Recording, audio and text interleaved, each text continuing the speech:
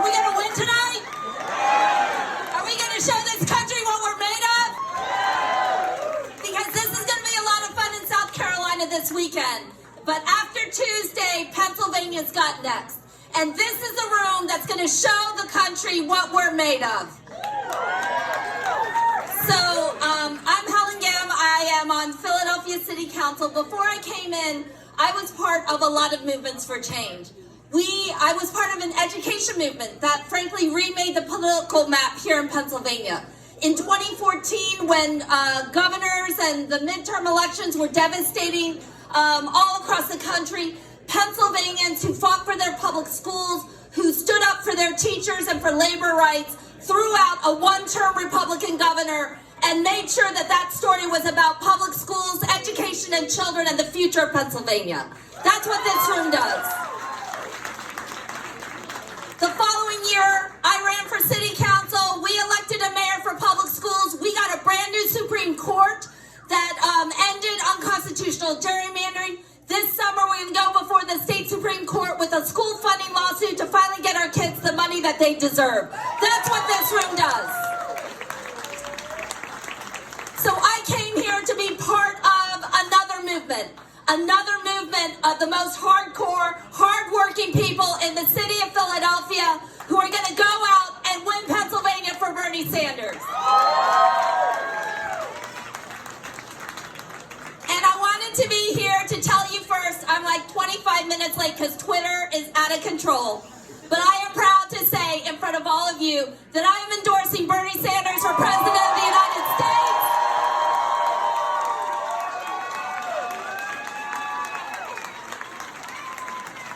Because the people in this room make me believe that everything is possible. This is a room that makes Philadelphia a sanctuary city.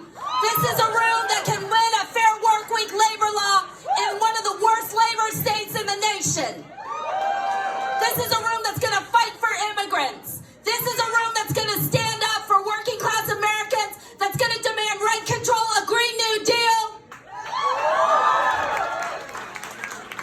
And that's what Bernie Sanders stands for. Last summer, when Hahnemann Hospital shut down, 3,500 people went out of work. A hospital that served 2/3 of people who needed public subsidies to get their medical care went under because a private hedge fund, corporate profiteer, bankrupted it and threw those people out and will now try to seek a real estate deal on top of it.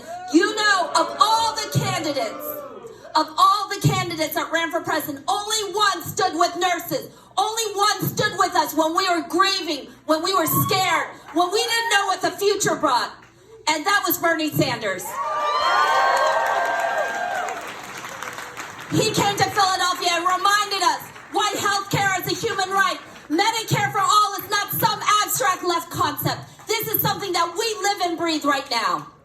When an oil refinery explodes on national television, leaving us with contaminated neighborhoods and hundreds of lost jobs, you want to tell me that a Green New Deal is some kind of slogan? It is the things that we breathe. It is clean air, clean water for children.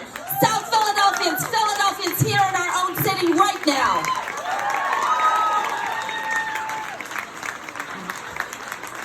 But we are this close. We are this close. Think about what it means right now to have a left as a governing majority. To have a left as a governing majority. That's how close we are. And I want us to remember that really there isn't a whole lot of gridlock down in D.C. There's a whole lot of bipartisan consensus for foreign wars, isn't there? Yeah. There's a whole lot of bipartisan consensus for tax breaks for the wealthy, isn't there? Yeah. So we're here to say that the Democratic Party, which Bernie Sanders is running on, is here to take our country back for the working class. The Democratic Party is going to be a party of working class, of immigrants, of women and trans folks, of gender justice, racial justice, people of color. And this room has to go out and prove it. We don't just say this stuff. We've got to prove it. So we've got next, folks. Enjoy every moment of this debate.